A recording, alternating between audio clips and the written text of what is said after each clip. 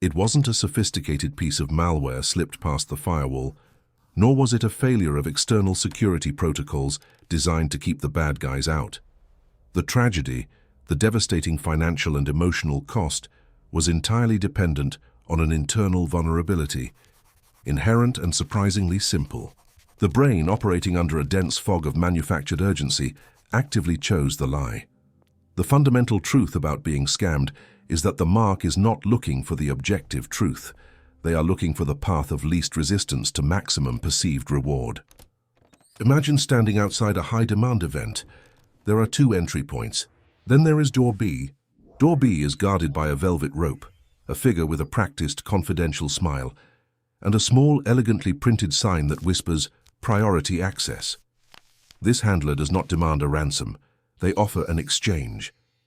For the price of an overpriced novelty cocktail or a nominal, non-refundable processing fee, you are granted the priceless psychological currency of bypassing the main queue. The objective reward, entry into the building, is identical in both scenarios.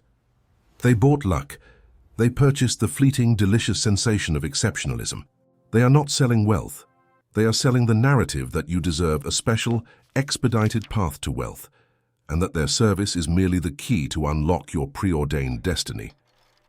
The insidious timeline of manufactured luck, the process by which a calculating mind is led to embrace cognitive sabotage, follows a meticulously choreographed progression, a slow-burn narrative designed to dismantle critical thinking piece by piece.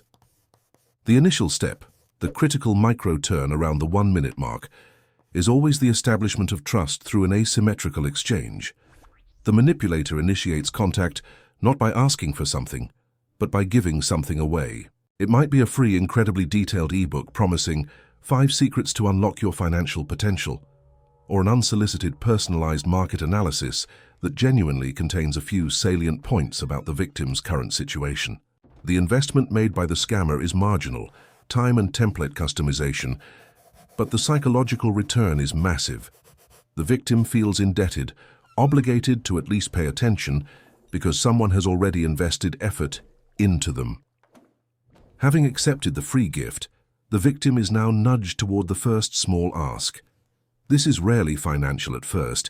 It might be signing up for a mandatory webinar, filling out an extensive questionnaire, or providing deep personal information to qualify for the next tier.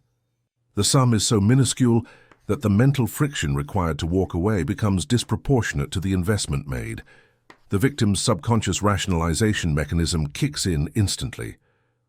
I've already spent $10 and 30 minutes of my time.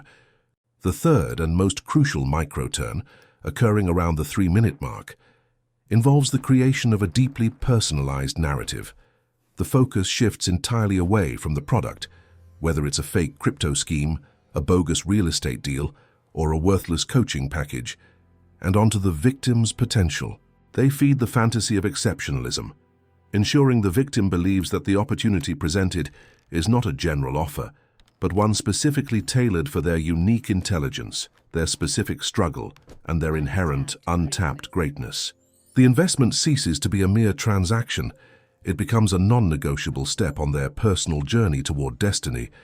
This is the moment the victim's identity becomes fused with the success of the scam. Critical thought, System 2 thinking, requires leisure and consultation. Manufactured luck demands immediacy, forcing the brain into the rapid, emotional System 1 response. They are told that these outsiders won't understand, that their skepticism is merely the average person's fear of success, or that the opportunity is so fleeting, there is simply no time to waste on consensus building. The isolation ensures the only voice in the victim's ear is the manipulator's, reinforcing the manufactured urgency. The 5th chronological turn, approaching the 5-minute mark, is the radical escalation of stakes. However, by this point, the groundwork is so thoroughly laid that the large ask no longer appears risky, it appears inevitable.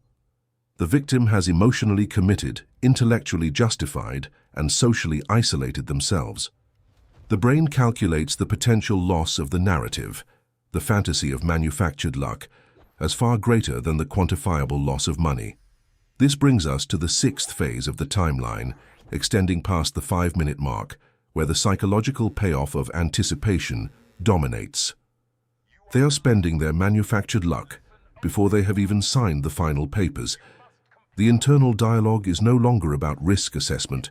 It is about which luxury car they will purchase first, or how they will tell their skeptical friends they were wrong. The brain is thoroughly primed, ready for the final catastrophic moment of pressure. The crescendo, the point of no return that defines the turn between the 6 and 9-minute mark, is the moment the finger hovers over the confirm or send payment button.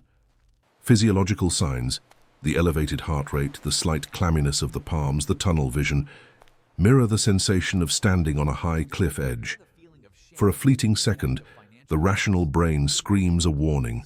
Their final maneuver is often a declaration, a verbal contract that shifts responsibility away from the victim's decision-making and onto the certainty of the outcome.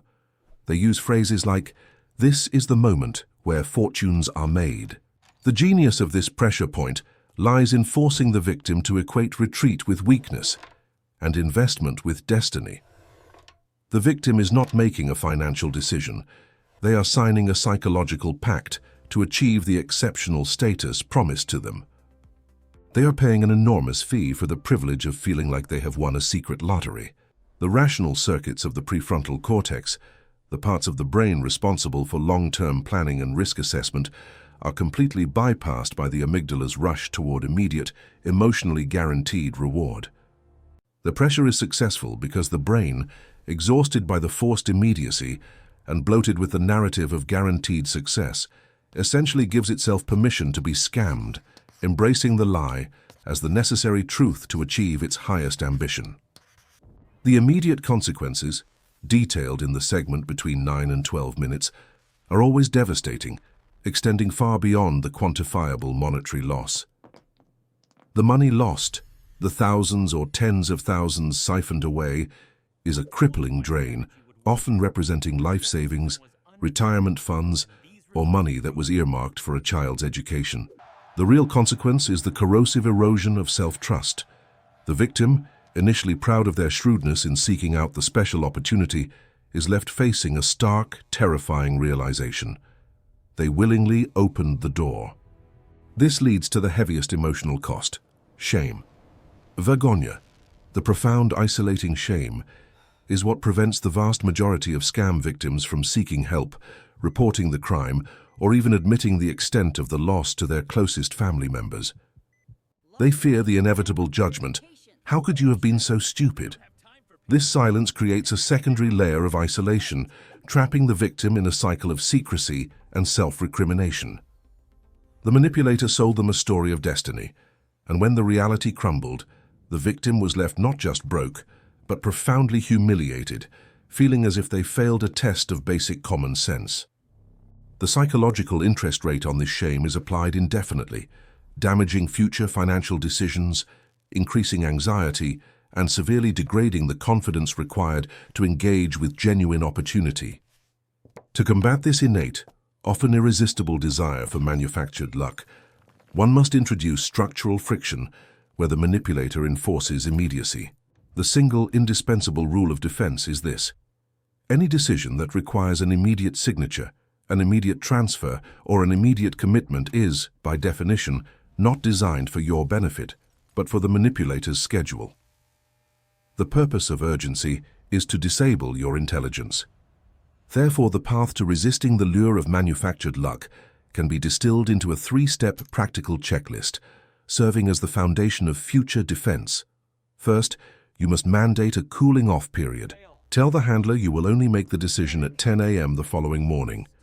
The time delay serves to re-engage System 2 thinking, allowing the rush of manufactured dopamine to dissipate and critical skepticism to return.